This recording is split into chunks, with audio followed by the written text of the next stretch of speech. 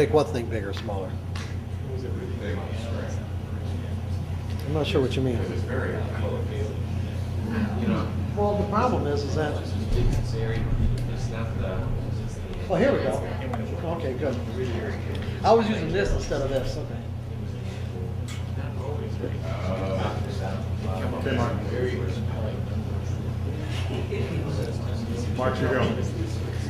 Anytime. Okay.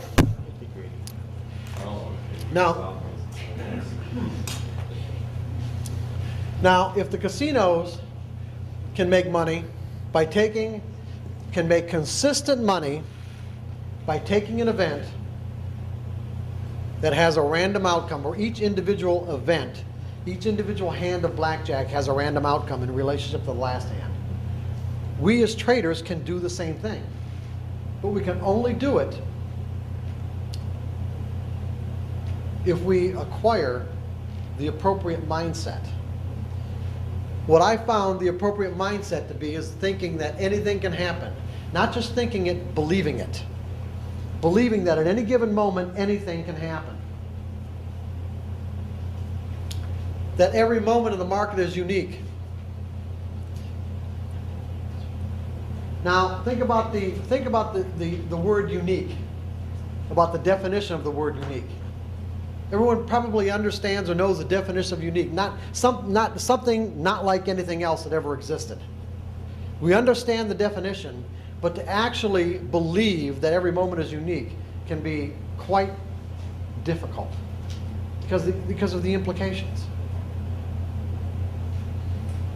The implications on our current set of beliefs, and as well as the way our minds are designed to think.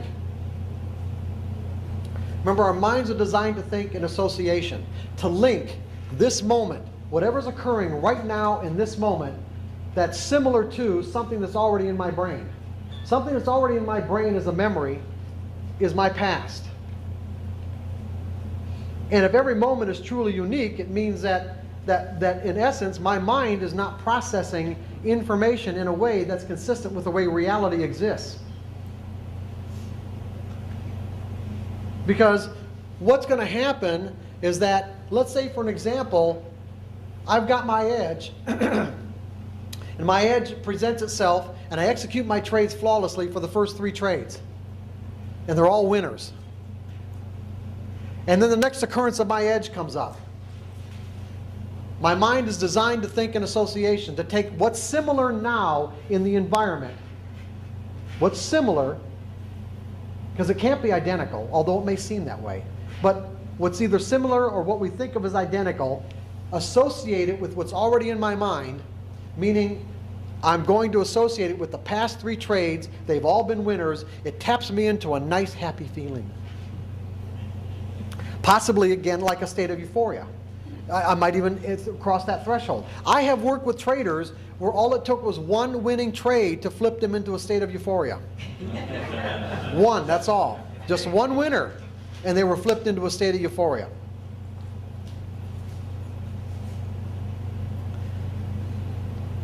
And so the way my mind processes information is that I will automatically associate this now moment opportunity with my past, causing me to do what? Possibly make a trading error, right? I can make any number of errors. I can make a money management error. I might even jump the gun, get in too soon, because I think whatever's happening right now, I might miss out on it. Right? Or what if the last 3 trades were losers? Yeah, I probably won't take the trade. Why? Because my mind, the way it processed the information, caused me to enter into a state of mind that told me that this trade is a loser. The fact is, I, at a rational level anyway, do not know what's going to happen next. And the most important thing is I don't have to know to make money. I do not have to know what's going to happen next to make money as a trader. Does a casino have to know what's going to happen next on every single hand of blackjack to make money? Do they have to know what every number is going to come up next whenever the time they spin the roulette wheel? Or someone throws the dice and craps? No, they do not. And nor do we. We don't have to know what's going to happen next. And every time we get into a trade thinking that we do, for whatever reason, we have the potential to make a trading error and to create these huge drawdowns.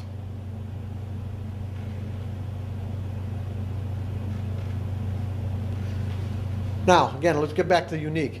Every moment is unique. How do we know for a fact that every moment in the environment is really unique? Not just the market, but in our everyday lives. How do we know, let's say, how can we establish that every moment is really unique? Is there any way to really establish it? We change every moment, right? Yeah, but I mean, so let's get down to a real fundamental level. How do we know that every moment's really unique? Well, yeah, but how does that make every moment unique? Time. Time, and what's happening over time? Changes. But what causes change? Movement, right? Movement over time causes change, meaning that what we know, what we understand and know is that every atom and every molecule spinning around every atom is in constant motion. That's at the most fundamental level. So in essence, for a moment not to be unique, for some moment in time not to be unique, every molecule of every atom would have to be in the exact same position it was in some previous moment. I don't think that's possible. I don't know that it is or it isn't. I mean, I don't know for sure. I just don't think it's possible. And therefore, as a result, it makes it easier for me to believe that every moment's unique. And as a result of believing that every moment's unique, it makes it easier for me to counteract this automatic mechanism in my mind that causes me to process information in a way that tells me that I think I know what's going to happen next, when the reality is I might not. What I think is happening, what's really happening, could be there could be a vast difference between the two. A perfect example would be one in trading in the zone where when I was many years ago, when I was writing The Disciplined Trader, it was like on a Saturday afternoon. I'd been writing all day, and I turned on the TV just to take a break, and it was late in the afternoon on a Saturday, and there was some locally produced program in Chicago called Gotcha Chicago. And what they did was just like, they did practical jokes on celebrities, but in this one segment, they hired a guy to go out on Michigan Avenue, and they stuffed his pockets full of cash and gave him a sign that said, "Free money today only." And his instructions were to give money to anybody who asked for it. That was his instructions. And so he went out on Michigan Avenue with this sign, and they had a film crew out there, hidden so that nobody could see what was happening. And he was, first of all, he was shocked. You could tell he was shocked by the way that he was acting and the look on his face, because he thought that people would just come rushing to him asking for money. And they didn't. As a matter of fact, there were many people who were making a wide path around the guy. Now, if we make some assumptions here, one, that there were any number of people who passed him by that could read the sign. They actually, in fact, could read the sign, "Free money today only." And two, that money is very important to most people. As a matter of fact, maybe under other circumstances, crowds, people can get into a frenzied state of mind and act, really, act in very bizarre ways if they think money's free. So in essence, in some ways, he might have even been endangering himself and didn't even know it or think about it. So he was getting frustrated by the fact that nobody was asking him for money, and except for one guy. That's right. One guy came up to him and asked him for a quarter for a bus transfer. Okay? And I looked at this guy who's probably a panhandler, because there's a lot of panhandlers in downtown Chicago. So he got frustrated, and he walked up to some guy with a briefcase, typical guy's suit and briefcase, and said, "Sir, would you like some money?" And the guy said, "Not today." Really, not today. And he said, "Well, how many days does this happen?" And the guy just walked by him.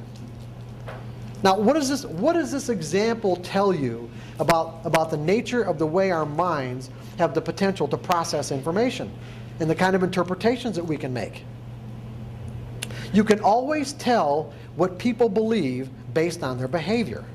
You can always extrapolate their behavior back to a belief, because it takes energy to express ourselves. Now think about this. There's any number of ways in any given moment that each of us can express ourselves, meaning interact with whatever environmental forces are attendant upon any particular situation. It takes energy to express ourselves, and we will express ourselves in some way that is consistent with what? With what we believe is true in the moment, right? Are you guys with me on this? So if I really got good at this, I could take anybody's outward behavior in relationship to the circumstances and really say, well, this is what they had to believe to behave this way. This is what they had to believe to behave this way. So what can we say about the people that walked by the sign? They didn't believe it. They were operating out of a belief that free money does not exist. And in most cases, it does not. In this particular day, it did. It was real. It was true. Anything can happen. Every moment is unique. And what about the people? So what we have here, and this is what's really critically important for you to understand.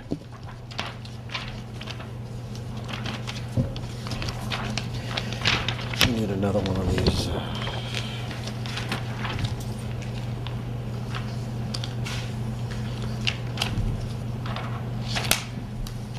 What's the other one?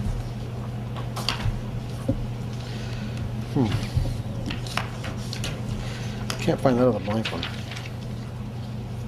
Oh, here it is. Okay. Consistency is the result of a state of mind. So we have positive, we have negative. In other words, we have degrees of fear and degrees of confidence, okay? Confidence is positive energy, fear is negative energy. And what we want as traders, ideally, is to be in a confident state of mind. A confident, carefree state of mind, without the potential to define and interpret the up and down ticks in any particular painful way. So what we have in this situation with the free money is that every single belief that people were operating out of caused them to tap into a particular state of mind, from, let's say, from positive to negative, based on their interpretation. So we could say that the panhandler who asked for a quarter, got exactly what he asked for, and so therefore he was tapped into some degree of a positive state of mind. Right? Now, the people who were actually going out of their way to avoid him, what could we say about their state of mind? Their belief and their state of mind. Negative, some degree of fear.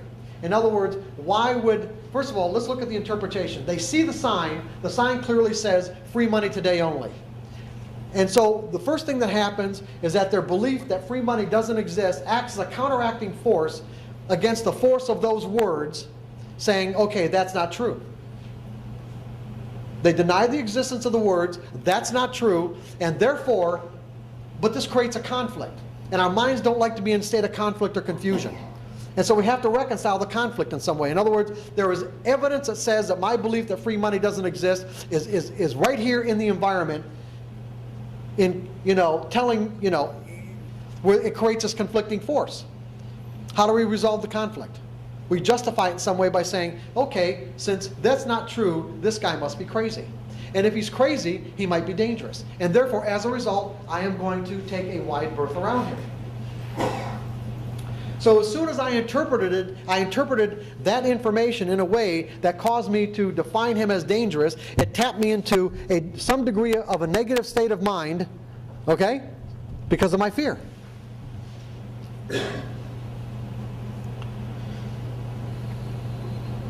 Now, let's take a hypothetical situation.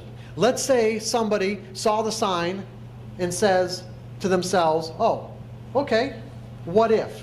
What if? He walks up to the guy and says, okay, give me 20 bucks. Guy pulls out $20 out of his pocket and gives it to him. What's going to happen now? No, not everyone else saw that. Okay, just say that he did it. And what's going to happen to the person that asked for the money? What? No, well, not he could. Yeah, it's possible. That whole belief thing. Yeah, in other words, yeah, something has to happen. In other words, his belief about that free money doesn't exist is going to change. Not necessarily. You never know. It's hard. I mean, every circumstance is really different when it comes to this. But the point that I'm making is that his belief that free money doesn't exist will change. They'll draw some of the energy out of it. Maybe not all of it. But this is in essence what we're going to have to do as traders to install those 5 fundamental truths that I had up a moment ago.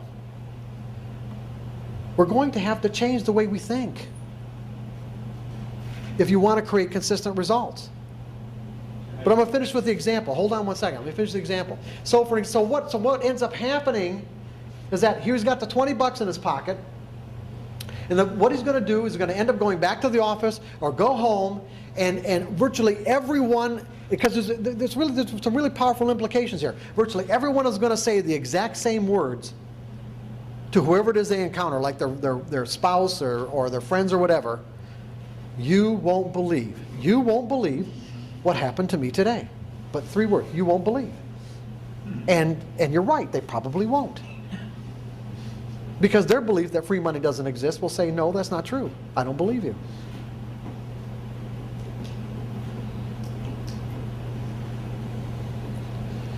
And like somebody said before, what could flip him in from, let's say he's walking around in a positive state of mind because he got free money, he got a nice pleasant surprise from the environment, didn't expect it. But what could cause that state of mind to go from positive all the way down to negative? What's that? No, the moment he thinks, or someone says to him, well, why didn't he ask for 100? Why didn't he ask for more? Cancels out what you're positive. Yeah, and it flips you, missed opportunity. Then flips from positive to negative, missed opportunity. Now see, here's the problem with these negative states of mind. And why these negative states of mind make it virtually impossible for us to create consistent results. It doesn't mean you won't create results. It doesn't mean you won't have winning trades. All I'm saying is that you will always have the potential to create these huge catastrophic drawdowns. And when I say catastrophic drawdowns, because somebody asked me that, like the question in Toronto 3 weeks ago or 4 weeks ago, what's a catastrophic drawdown? Well, I worked with traders who were multimillionaires, and a catastrophic drawdown for them was, $1,000. They didn't have the tolerance to lose $1,000.